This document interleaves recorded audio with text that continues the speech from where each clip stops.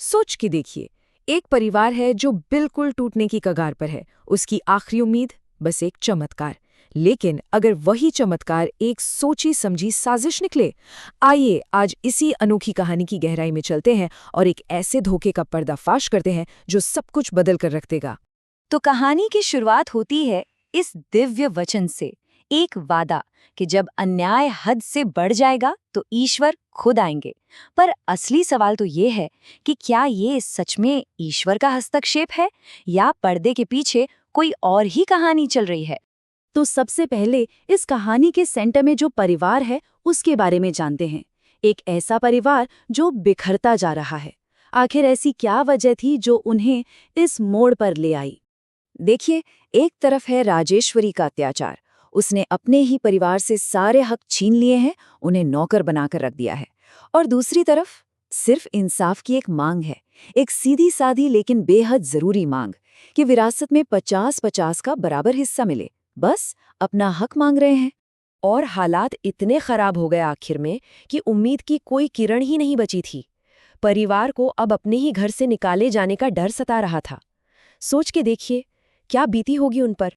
लेकिन ठीक उसी वक्त जब सब कुछ खत्म होता हुआ दिख रहा था, कहानी में एक ऐसा मोड़ आता है जिसे देखकर लगेगा कि ये इस दुनिया का है ही नहीं। सीन कुछ ऐसा है, एक बहस चल रही है, बहुत तीखी, और अचानक रूही का रूप बदल जाता है। ऐसा लगता है जैसे साक्षात माता रानी उसके अंदर आ गई हैं और वो सीधे राजेश्वरी से टकरा जाती हैं। वहां मौजूद हर शख्स बस देखता रह जाता है, हैरान, परेशान। और फिर रूही के रूप में देवी एक ऐसी चेतावनी देती हैं जिसे इग्नोर करना नामुमकिन है। वो कहती हैं, इस नाइंसाफी को ठीक करो, वरना जो दर्द, जो अत्याचार तुमने इस परिवार को दिया है, वही झेलने के लिए तैयार हो जाओ। इस श्राप का डर राजेश्वरी के दिल में ऐसा बैठता है कि उसका सारा घमंड, सारा अहंकार पल भर में गायब हो जाता है। और बस इसी दैवीय प्रकोप के डर से फौरन एक आम सहमति बन जाती है। राजेश्वरी सुलह के लिए तैयार हो जाती है। और इसका नतीजा कमाल का था। परिवार को न सिर्फ गांव की जमीन वापस मिली, बल्कि शहर में एक बंगला भी उनके नाम किया गया और बिजनेस में हिस्सेदारी भी मिली। मतलब उनका आने वाला कल अब सुरक्षित था। प्रॉपर्टी का झगड़ा तो सुलझ गया, पर उससे भी बड़ी बात यह हुई कि दिलों के घाव भी भरने लगे। दोनों पक्ष एक दूसरे को माफ कर देते हैं और परिवार एक बार फिर से एक हो जाता है। तो परिवार एक हो गया, इंसाफ भी मिल गया, सब ठीक हो गया है ना? नहीं, कहानी यहाँ खत्म नहीं होती। अब वक्त है उस सच को जानने का जो इस चमत्कार के पीछे छुपा हुआ था। सब कुछ परफेक्ट लग रहा है, बिल्कुल आखिरी सीन जैसा। लेकिन क्या ये सच में एक चमत्कार था या फिर कोई सोची समझी चाल?